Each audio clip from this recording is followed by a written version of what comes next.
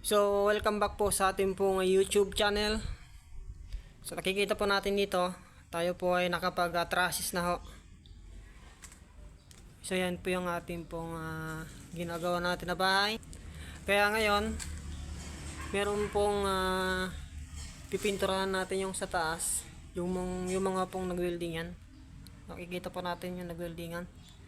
Yun po yung ating pipinturahan ng red oxide. So ito na guys yung red oxide metal primer. So meron na po siyang rust inhibiting primer for ferrous metal. Ito po yung ginagamit namin sa mga nag-weldingan ho. Ayan. Ito yung bibilihin natin sa pagpintor po ng mga bakal na nag-weldingan. Kaya yung nag-weldingan lang po yung ating pipinturan dyan. Kasi di na po natin pipinturan lahat yan. Kasi itong mga zipper links ay ito yung tinatawag na galvanize.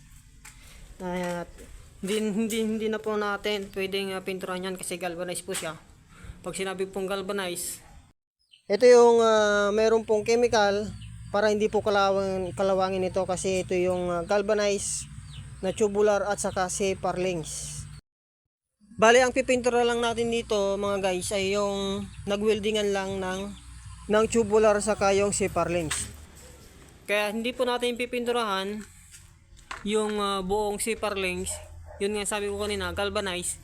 Kasi pag pipinturahan po natin yan ay dun po magsisimula yung kalawang. Kasi po yung pag napinturahan po natin yan, yung galvanize na yan, ay doon po siya magmo-moisture. Pag nag-moisture na siya guys, lumabas yung kanyang mga tubig, ay doon na po magsisimula yung kalawang. Kaya hindi po natin pwedeng pinturahan lahat ito. Itong galvanize. So ito yung purpose. Kaya kung magpipintor kayo ng red oxide o primer, kailangan yung nag-weldingan lang yung ating pipinturahan.